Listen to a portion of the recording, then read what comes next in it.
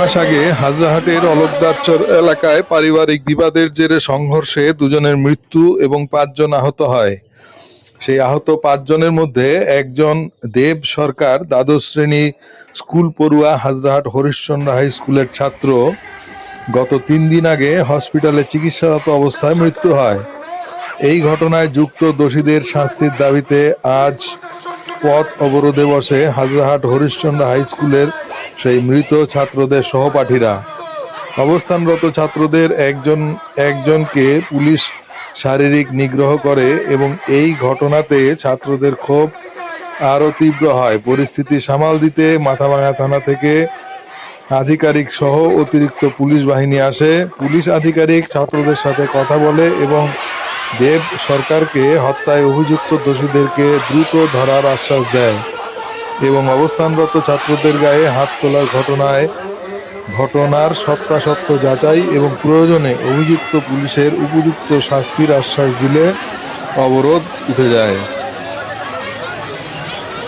আমি দেবহর এবং আপনারা দেখছেন মাথাভাঙা নিউজ পোর্টাল। বিষয়টা কি বলতো? বিষয়টা হয়েছে এখানে রাস্তা বন্ধ করা হয়েছে, এখানে এখন হয়েছে মানে অবরোধটা কি জন্য অবরোধ হয়েছে এই যে দেব হত্যার অবরোধ করা হয়েছে। দেবকে হত্যা করা হয়েছে বিনা দোষে, এটার অবরোধ পুলিশ প্রশাসন যেন কোনো ব্যবস্থা নিতে পারে। দেবটাকে একজন ছাত্র। কোথায়, কোন স্কুলের? হাজরাহাট হরিশ্চন্দ্র হাই স্কুলের ছাত্র। ওই এই স্কুলেরই ছাত্র? ছাত্রকে বিনা দোষে হত্যা করা হয়েছে। মারলো, দুটো চোর মারছে। ওই কবে মারা গেছে ছেলেটি? ছেলেটি মারা গেছে 11 জানুয়ারিতে। এই যে 26 আগস্ট মারা গেছে, এটার জন্য আমরা আন্দোলন করলাম। তার দুদিন একটা মৌমামি মিছিল করা হয়েছে, আজকে একটা আন্দোলন করলাম। সৌরভ তালুকের নামে একটা চ্যাংড়াকে ওই ছাত্রী এসে একটা লাথি মারলো, দুটো চোর মারলো। ওই ছাত্রী এটা কি ঠিক? তোমার নাম বলো। আমার নাম তরিৎ সরকার। কোন ক্লাসে পড়ো তুমি? আমি পড়াশোনা, আমার দাদা, আমার বাবা মারা গেছে। আমার দাদা, আমার নিজের দাদা। তোমার দাদা? আমার নিজের দাদা।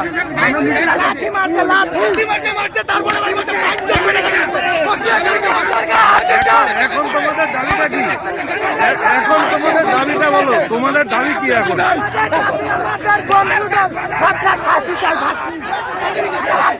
কি হচ্ছে ভাই বলো তো? পদবর্ত করতে আমাদের একটা বন্ধুকে গালি দিল, একজন বলো,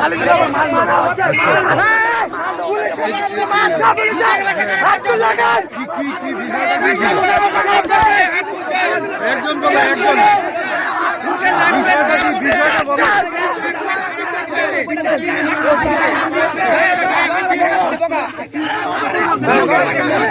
দাদা একজন বলো বিষয়টা কি?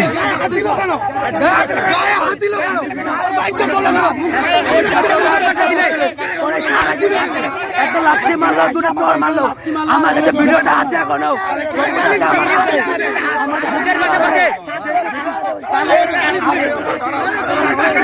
আমি যদি এখন বলি ওরা যেভাবে খেলতে আছে, এখন যদি আমি যদি ওদের মতো না বুঝে তোমাকে ধরি, তাহলে ওরা তো তোমাকে ধরবে। বলো স্যার, তুমি যে আছে আমাকে এইখানে রাত্রি মারলে, এইখানে রাত্রি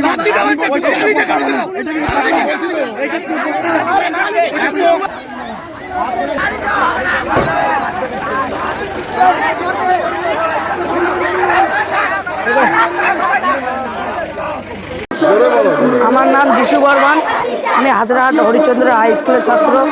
যে আমাদের দাবিটা হলো আমার দাদা দেব সরকার, মানে তাকে খুন হয়েছে, তার খুন হয়েছে।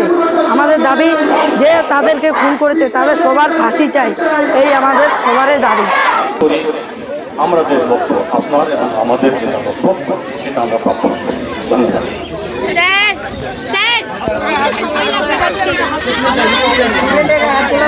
আমাদের সময় লাগবে, মানে কতদিনের মধ্যে এটা করা যাবে? টাইম লিমিট তো দিতে লাগবে। আমাদের সময় লাগবে যে আমাদের বন্ধুকে যে হত্যা করা হয়েছে সেই অপরাধীদের ধরা, যারা বাকি আছে আর যারা মানে ধরা পড়ছে তাদের ফাঁসির জন্য সময় লাগবে আমাদের। কতদিন? এমনি বাড়িতে ঘুরতেছে, অপরাধীরা তো বাড়িতে ঘুরতেছে। প্রিয়াঙ্কা সরকার কোন ক্লাসে পড়ো? প্রশ্ন তুলেছিলেন যে শাস্তি হতে কতদিন লাগবে। এটাতে আমার একটাই বলার আছে, বিচার ব্যবস্থা তো আমার হাতে নেই। আমাদের যেটা হচ্ছে বিচার ব্যবস্থাকে যে সহযোগিতা করা, আমাদের তরফ থেকে যে একটা টাইম বাউন্ড তাদের বিরুদ্ধে কাগজ কলম জমা করা সেটা আমরা অবশ্যই করব। তারপরে বাকি বিচার ব্যবস্থাটা আমি এই প্ল্যাটফর্ম থেকে কিছু বলতে পারি না, এটা আইনত আমি পারি না, এটা বিচার ব্যবস্থার উপরে আমি কথা বলতে পারি না। ধন্যবাদ। স্যার আর বাকি অপরাধীদের ধরার সময় হ্যাঁ, বাকি অপরাধীরা যেটা আপনি বললেন সেটা আমি আগে আমার বক্তব্যতেও বলেছি। আমরা আমাদের একটা টাইম লাগবে, আমাদের একটা টাইম লাগবে। দ্রুত গতিতে আমরা লেগে আছি, আশা করি যত তাড়াতাড়ি হয়েছে। আমাদের 7 দিন 10 দিন এরকম একটা টাইম আপনাকে লাগবে। আমি একটা কথা বলি, আমি টাইম বাউন্ড বলতে পারবো না, ইনভেস্টিগেশনের ব্যাপার। আমি আপনারা তো জানতেই পারবেন, পেপারেও বেরোবে বা আপনি এমনি খবরও পেয়ে যাবেন যে দ্রুত গতিতে আমাদের ইনভেস্টিগেশন এখন অবধি চলছে, সেই হিসাবে আমাদের এগোবে। আপনাদেরকে যেটুকু আশ্বস্ত করি। এইভাবে বলো, এদিকে আর একটা বিষয় বলি, এই যে যতজনকে আমরা আসামি ধরেছি ওরা তো বাড়ি ঘরে ছিল না, কোনো অপরাধী কোনো অপরাধ করে তো বাড়িতে থাকে না, তো আমরা বিভিন্ন জায়গা থেকে তাদেরকে ধরে নিয়ে এসেছি, সুনিশ্চিত করেছি। তো আশা করি বাকিদেরকেও আমরা সুনিশ্চিত করি। স্যার বাকিরা যারা আছে তারা তো বাড়ির লোকের সঙ্গে যোগাযোগ করতেছে, ওদের নিজের মতো নিজেরা চলতেছে। সেটাও আমরা খতিয়ে দেখছি এবং আশা করছি এটা তদন্তের উপর আমি বেশি কিছু বলতে পারবো না। বাড়ির লোক সঙ্গে যদি যোগাযোগ করেছে সেটাও আমাদের চোখের মধ্যে আছে, এটুকুই বলতে পারি। স্টুডেন্টের হাত উপরে হাত রাখা ভালো।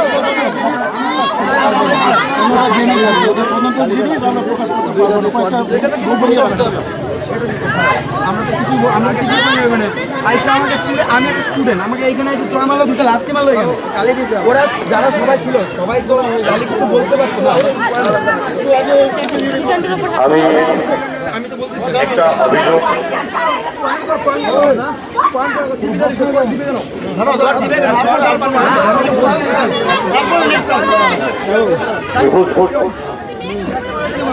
এটা তো কোনো রায় নাই না। আমি একটা কথা বলবো, একটা অভিযোগ যারা তুলেছেন সেটা আমি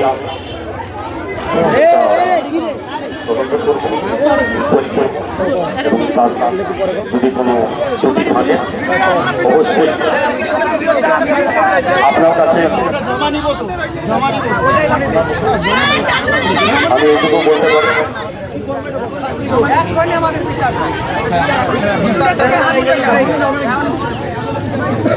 আপনি আমাকে বলছেন বিচার তো আমি এখানে দাঁড়িয়ে করতে পারি না, যদি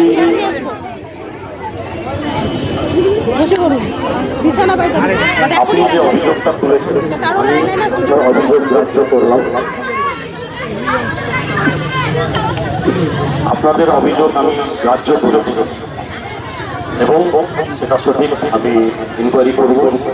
ইনকোয়ারি করার পরে আপনাদের সঙ্গে আমি কথা বলবো, কথা বলার পরে আমি যেটা আমাদের প্রক্রিয়া আছে, বিভাগীয় যেটা আমাদের প্রক্রিয়া আছে সেটা আমি গ্রহণ করবো।